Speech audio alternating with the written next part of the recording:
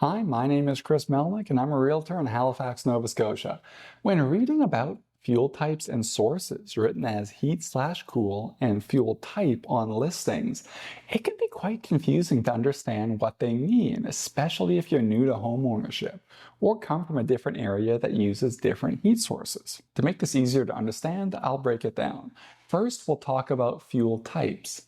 In simple terms, the fuel type is the consumable energy source that the home uses and you would be periodically charged for on your utility bill.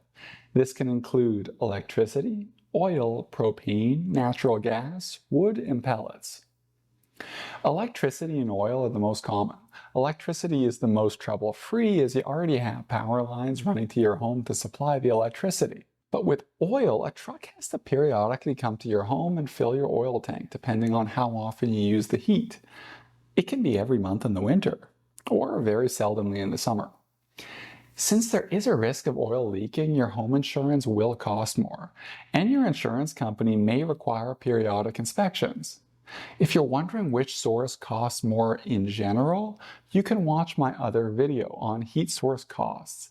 I'll put a link in the description. Now, propane is similar to oil. You have a tank at your home that must be refilled, but these are almost always rented, which is about $100 to $150 a year. Heating with propane is typically cheaper than oil. Next is natural gas. Natural gas is a great fuel source. It features some of the benefits of propane and electricity. This is because it's cheaper as a fuel compared to oil and electricity right now, but it doesn't need a tank because it uses municipal underground natural gas lines. So there are no truck deliveries, and you would never risk running out. That said, natural gas lines are only in select areas around the city. I'll put a link to this map in the description. Next, wood and pellets. Pellets are a wood product. Now, they're not a primary fuel source, but in addition to one of the other ones mentioned. Wood requires the most attention out of any fuel source to make sure that the fire doesn't go out.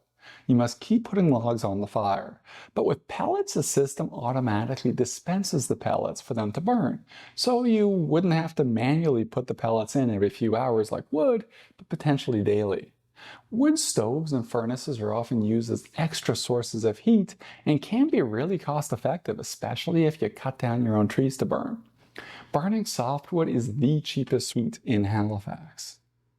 Next is source. Now, source refers to the source of the heating or cooling.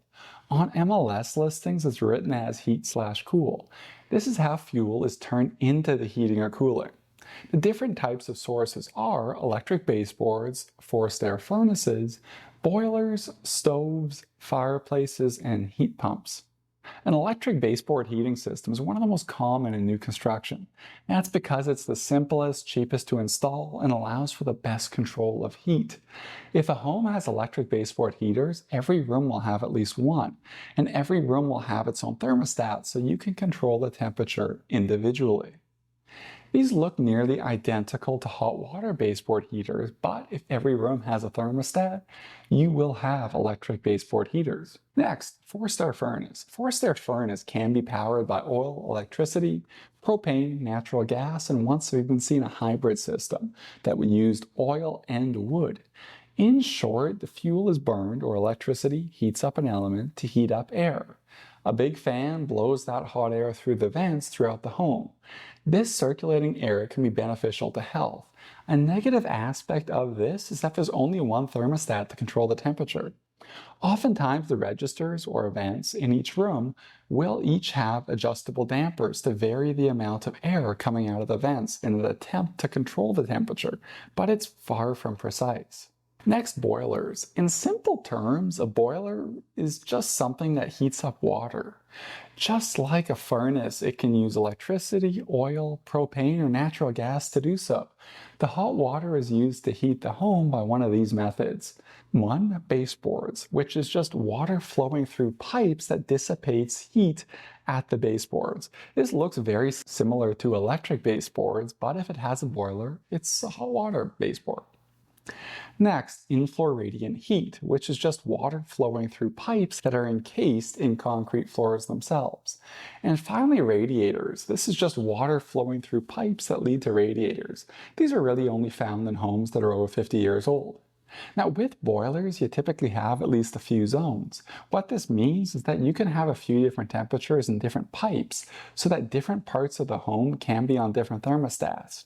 Old homes can have one zone. A smaller, newer home may have three. Larger, newer homes may have more than 6 zones.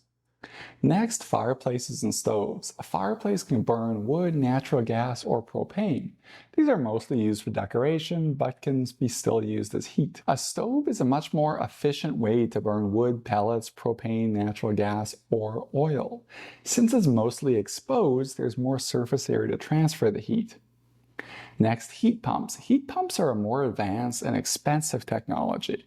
That's one of the cheapest ways in monthly bills to heat and cool a home. All heat pumps are electric. It uses the same principles as an air conditioner, but it features a reversing valve to allow it to heat too.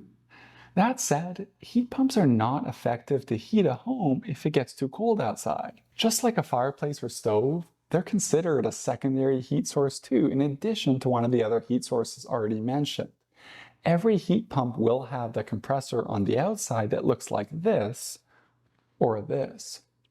The most common form of a heat pump is known as a mini-split heat pump, also known as a ductless heat pump. These can be very effective at heating or cooling large areas, but typically not the whole home. Part of the unit that's on the inside of the home looks like this. The other way a heat pump can be used is to be added to a forced air furnace. This is known as a ducted heat pump. As mentioned before, the heat pump can only be used as a secondary heat source, so the furnace must still use electricity, oil, or gas. But since the heat pump is much more efficient, it does most of the work, and the other fuel just really acts as a backup in case the heat pump can't produce enough heat, like if it's too cold outside. In conclusion, the system with the cheapest operating costs is likely a ducted heat pump attached to a natural gas forced air furnace. This is assuming that you don't want to be constantly feeding a fire. The best compromise between cost to install and utility cost is probably electric baseboards with a few mini-split heat pumps. Most new construction is done this way. Finally, some odds and ends. Now, these are semi-related to heating and cooling. First, electrothermal storage units, also known as ETSs. Now, these are quite simple. They're basically a bunch of bricks that are heated up. Then the heater turns off and they radiate the heat from the bricks throughout the day. This is because if you have these, Nova Scotia Power will give you time of day rates, which means they charge you about half as much for electricity at night compared to the day. Because of this, the ETS heats the bricks up at night when electricity is cheaper and radiates the heat in the day when electricity is expensive. The next is the heat recovery ventilation system, known as HRVs. Now, these don't actually provide any additional heat to a home. In fact, the home will actually lose some heat when they're operating properly. But the purpose of this unit is to get rid of stale air from the home and bring in fresh outside air in. Opening a window would have a similar effect, but would cost a lot of money and energy loss in the winter. The heat recovery ventilation system recovers most of the heat it's about to blow outside to heat up the air that it's bringing inside. It will lose some heat as the system's not perfect, but it's a much more efficient way to bring fresh air into a home, especially compared to opening a window. Now, this system will have little circular vents in most rooms and a big rectangular device with flexible ducts somewhere in the home, often in the mechanical room. Like always, I hope you got some value out of this video. My contact information is in the description. Goodbye.